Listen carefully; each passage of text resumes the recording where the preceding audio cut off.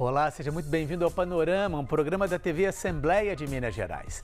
Não é segredo para ninguém que a pandemia trouxe desemprego e dificuldades financeiras para muita gente. E como ficaram as micro e pequenas empresas nesse período? No Panorama de hoje, nós vamos saber por que algumas empresas tiveram de fechar as portas e como outras fizeram para sobreviver nesses meses tão difíceis. O nosso programa está só começando.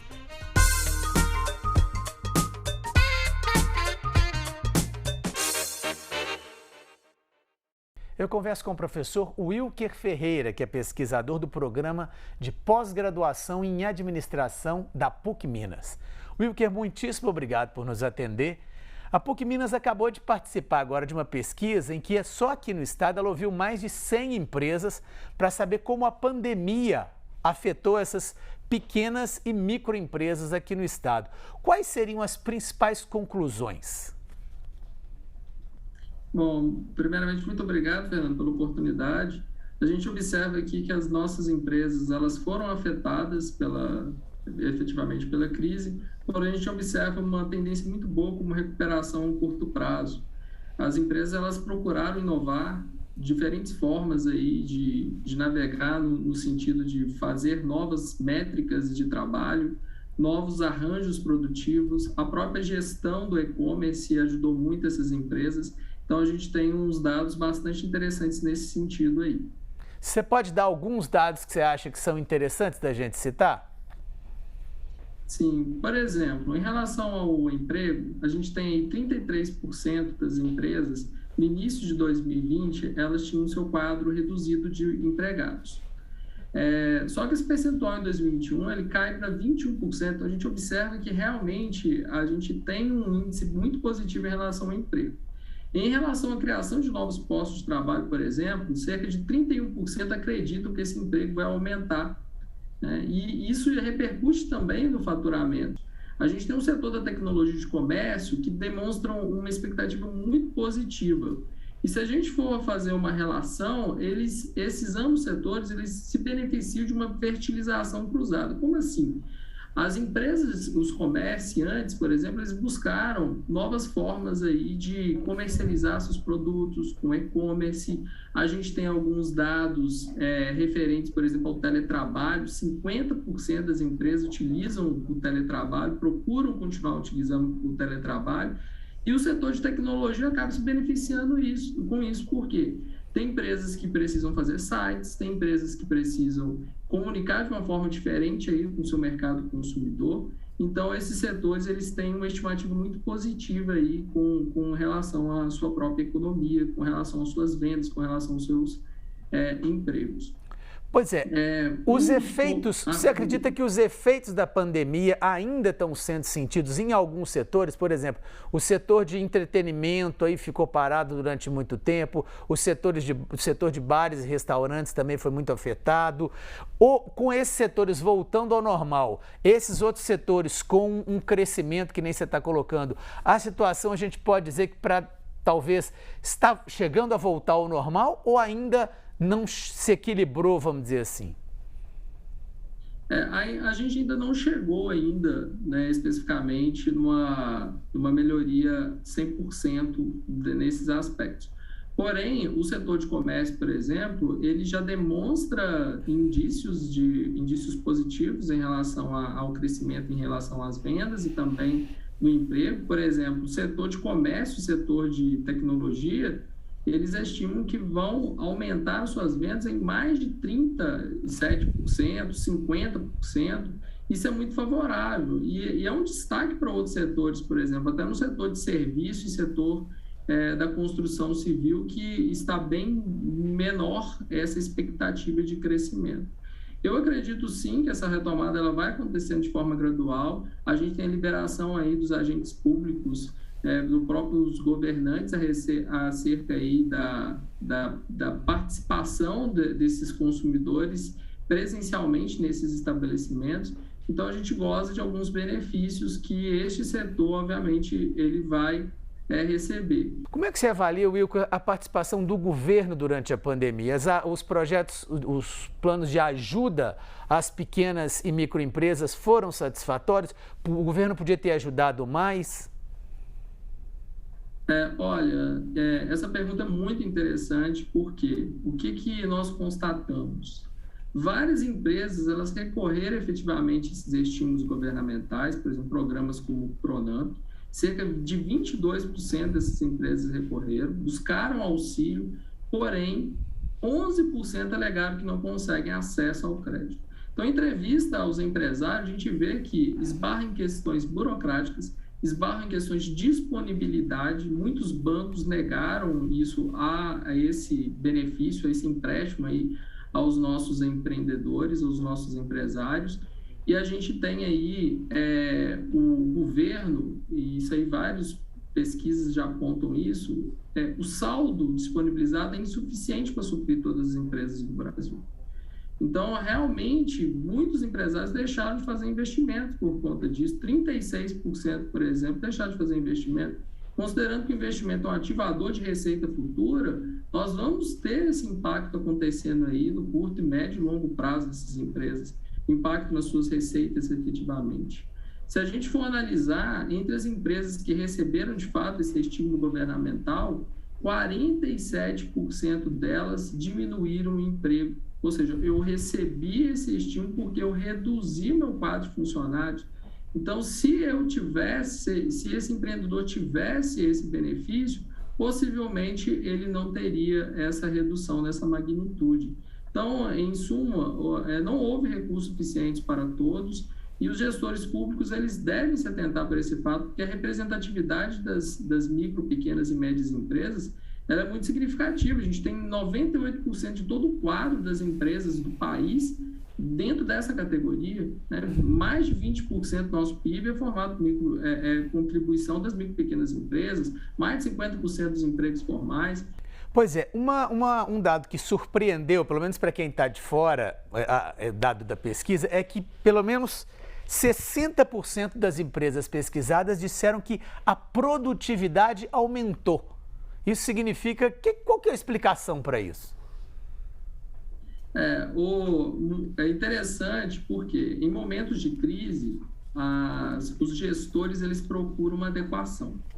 E um dado que a gente tem que ter muita atenção é que, e foi muito interessante esse dado, 75% dos CEOs têm nível superior, né? Então, olha, veja que eu procuro uma adequação no momento de crise, então eu quero aumentar minha produtividade. Aumentar a produtividade significa produzir mais com menos recursos, e a gente constatou que 79% das empresas, elas fizeram alterações em seus arranjos produtivos internos, tá? Seja manufatura, seja empresa de serviço. A gente tem também 78% das empresas, elas procuraram lançar um novo produto, um novo serviço, mudar a forma. Então, o que o empresário está fazendo? Ele está buscando uma adequação interna, otimizando seus processos produtivos internos para aumentar a produtividade, ao mesmo tempo que ele procura olhar para o mercado, para as novas oportunidades, para as ameaças e fazer uma adequação. Então, esse movimento, que é um movimento estratégico, ele foi feito e ele está sendo feito muito advindo da própria qualificação dos nossos dirigentes, dos nossos CEOs dessas empresas. Uma outra coisa que ficou muito clara nas grandes empresas, e também acredito, pelo que aponta a pesquisa, nas pequenas, médias e microempresas, foi a questão do teletrabalho, né? A pesquisa mostra que metade das empresas adotou e pretende continuar adotando o teletrabalho. Eu queria entender o que é esse teletrabalho numa pequena empresa, num comércio, por exemplo, ou a gente tem... Como é que isso vai ser desenvolvido daqui para frente e onde isso pode impactar na produtividade dessas empresas? Perfeito. O comércio, por exemplo, ele utiliza mecanismos de teletrabalho muito baseado no esforço de vendas, no esforço mercadológico. Então, você vê, por exemplo, eles usarem aplicativos, meios sociais, né, vários aplicativos sociais para poder fazer divulgação desse produto. E aí a pessoa não necessariamente ela precisa atender num locus físico de trabalho, ela pode atender na casa dela, o próprio colaborador pode atender. Por que isso é interessante? A empresa também reduz seus custos. né, acaba reduzindo o custo aí com o transporte do empregado. Ela pode também se gozar de benefícios aí com maior autonomia do trabalhador, uma capacidade de inovação acaba sendo aflorada nesse sentido. Essa mudança veio para ficar, né, cerca de 50% prevêem continuar utilizando o teletrabalho após a pandemia, e aí a criatividade ela acontece em todos os setores para poder efetivamente realizar essa prática aí do regime remoto. Wilker, para finalizar nossa conversa, qual a sua expectativa para 2022? Você está otimista? Você acha que vamos aí, depois de 2 anos complicados, voltar a ter um ano de boas vendas e um bom ano para as pequenas e microempresas no estado de Minas Gerais, no Brasil como um todo? Sim. A expectativa é muito favorável, né? Mesmo porque Minas, ele goza, o estado de Minas em si, os empresários gozam de alguns benefícios, né? Em termos de dados, são mais favoráveis até que a nível nacional. Se a gente for fazer um paralelo, 30% das empresas mineiras acham que o emprego vai aumentar, tá? Enquanto nacional, 25% das empresas acreditam. O quantitativo é maior. O que nós precisamos, e principalmente o empresariado de Minas precisa ficar atento, é justamente na questão de adequação, né? O mercado está mudando a todo tempo, novas tecnologias, o mercado consumidor, o comportamento do consumidor muda a todo tempo, então é necessário sempre estar em constante atualização para esse aspecto.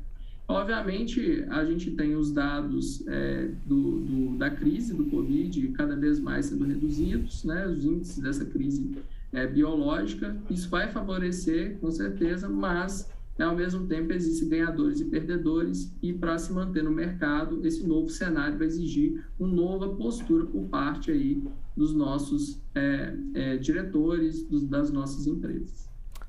Wilker, muitíssimo obrigado pela entrevista. Eu converso agora com a analista de inteligência empresarial do Sebrae Minas, Paola Laguardia. Paola, muitíssimo obrigado por nos atender. Paola, nesse tempo tão complicado que foi essa pandemia do coronavírus, como o Sebrae Minas acompanhou o desempenho das pequenas e microempresas do estado? Houve alguma necessidade de apoio, de ajuda especial? Como é que elas se comportaram aí nesse 1 ano e 6 meses e 8 meses de pandemia? Bom, Fernando, primeiro o Sebrae ele faz um acompanhamento constante, a gente realiza muitas pesquisas para ver como é que essas empresas têm sido atingidas, como elas estão reagindo, né? A gente viu que realmente teve um impacto muito grande sobre o faturamento, sobre o endividamento, diversos fatores. Então, a gente também tem um índice de confiança que o Sebrae Minas também calcula todo mês, desde novembro do ano passado.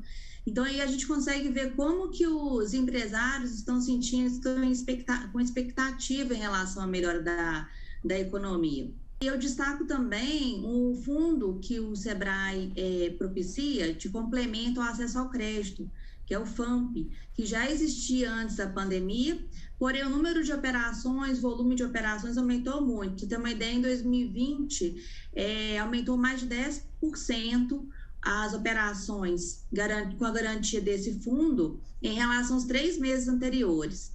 Então, é um complemento que o Sebrae fornece, né, dá junto às instituições que são parceiras, para facilitar o acesso ao crédito dos pequenos empreendedores.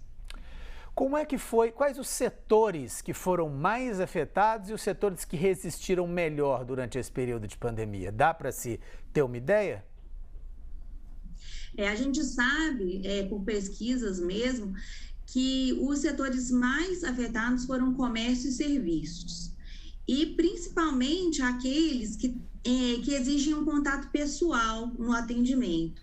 Então, a gente pode dizer aí bares e restaurantes, beleza, grande parte da economia criativa. Houve uma possibilidade de aprendizado com essa pandemia, quer dizer, adaptações que foram feitas e que podem ser levadas para pós-pandemia? Ou foi possível aprender algo nessa dificuldade? Sim, a gente tem visto como que as empresas têm se adaptado, né? Ano passado mesmo nós fizemos no final do ano uma pesquisa e nós vimos como elas já tinham aderido muito ao teletrabalho e muitas gostariam de continuar com o teletrabalho mesmo após a pandemia. A gente tem visto também como elas têm aderido ao marketing digital, então teve um aumento muito grande aí da aderência ao marketing digital, e também as que já praticavam evoluíram, então elas estão melhoraram as estratégias, estão vendendo mais online. E mais recentemente nós fizemos uma pesquisa agora em setembro e nós vimos que 83% dos donos de pequenos negócios identificaram alguma nova necessidade de seus clientes depois que a pandemia iniciou. Então a gente vê que os pequenos negócios eles estão atentos às mudanças de necessidades dos clientes. E destes, 97%, ou seja, quase todos, fizeram algo para atender ou estão buscando atender essa nova necessidade. E aí a gente procurou saber também o que era esse algo. E o que eles mais indicaram foi aumento eles ampliaram as possibilidades de pagamento no meio digital. Eles começaram a atender no meio digital. Eles diversificaram os produtos e serviços, ou fizeram novas modificações seus produtos e serviços.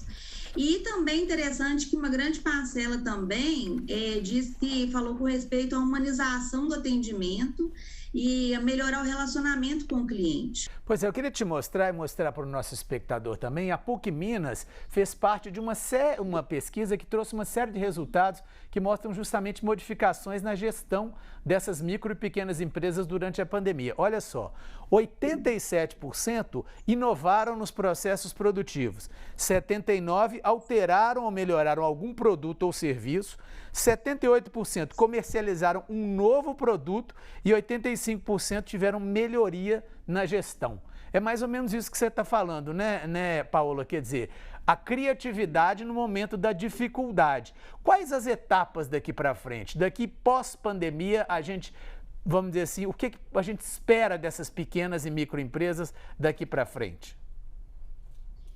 Bom, a gente espera que a economia daqui para frente melhore, né? A gente tem essa expectativa de melhora.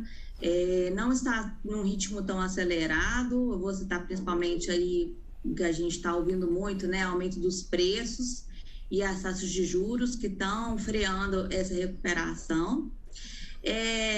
Então, o que eu diria é que as empresas têm se adaptado, mas elas precisam continuar atentas, elas precisam continuar nesse mesmo processo de adaptação, porque as mudanças estão acontecendo muito rápido. Então, por exemplo, a própria mudança de preços é uma mudança que requer que a pessoa fique atenta, que os empreendedores fiquem atentos para como adequar o seu negócio a essas mudanças. E também a adaptação das necessidades dos clientes, que sempre vão estar modificando, tecnologias novas surgindo também.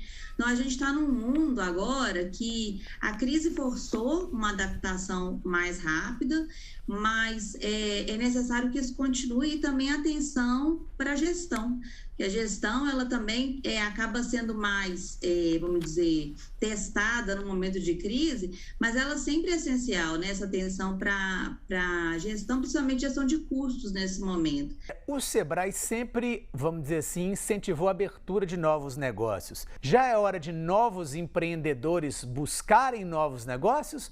Ou você diria para esperar mais um pouco, para aguardar como é que vai entrar 2022, como é que vai ser a economia, para, vamos dizer assim, alguém que queira abrir um novo negócio, começar a empreender depois desse período tão complicado? Então, apesar da gente estar aí numa expectativa de melhora, ainda assim é um tanto corajoso, né? A pessoa que abre uma empresa nesse momento, mas eu diria muito que depende também, porque empreendedorismo sempre é um ato de coragem, né? Sempre vai ser um ato de coragem. É um risco que a pessoa toma, mas tem que ser um risco o máximo controlado possível. Então, por isso que eu acho que eu vou ressaltar 2 pontos que eu acho fundamentais para a pessoa que tá pensando em abrir, para ela avaliar se realmente é o momento, né? Um é a questão do quanto que ela está claro na mente dela a questão da necessidade do cliente que ela quer atender. Então, assim, ela tem clareza dessa necessidade e ela vai poder atender aquilo de uma forma, ou uma necessidade que não está sendo atendida no momento, ou ela vai poder atender de uma forma melhor do que está sendo atendida. Então, existe demanda, existe uma oportunidade de investimento. E o segundo ponto é se ela está preparada para isso. Então, assim, se ela tem conhecimento de gestão e se ela tem conhecimento do mercado que ela vai atuar. Então, assim, preenchendo esses requisitos e, claro, fazendo antes um bom planejamento, aumenta muito as chances de sucesso, né? Perfeito. Paola, muitíssimo obrigado pela entrevista. Tá certo. Obrigada, Fernando, pela oportunidade. E o Panorama de hoje fica por aqui. Muito obrigado pela sua audiência e até a nossa próxima edição.